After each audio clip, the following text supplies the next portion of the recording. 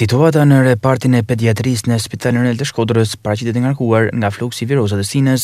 Manjola Shpori, mjeke pediatre, tregon se numri vizitave arrin deri në 150 në ditë, madje edhe më shumë në raste caktuara.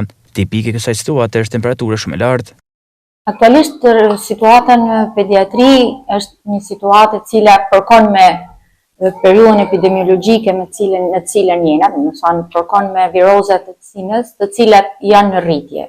Numri i vizitave është shtuar shumë, mund shkojnë deri në 100-150 vizita në ditë, madje edhe më tepër në raste të caktuara.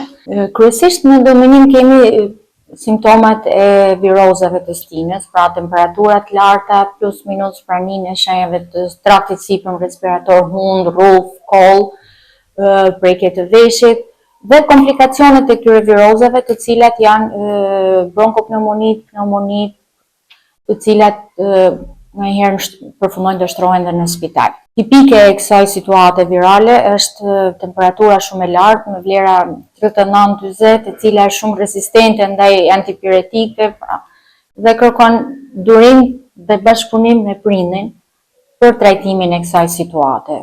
Sigurisht konsultat me mjekun janë të nevojshme, por një situatë e cila zgjat disa ditë dhe duhet që të ketë një bashkëpunim midis prindit dhe mjekut.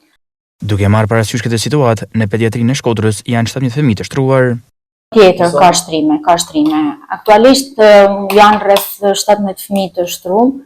Gjithnjë mund duke qenë se është prak festa dhe tentojnë me minimizu ditët e qëndrimit në spital, pasi marrin qetësohen pak përkohësisht dhe metin në spital vetëm ato që kanë detyrimisht nevojë për shtrime dhe për me marrë terapi intensive intraven.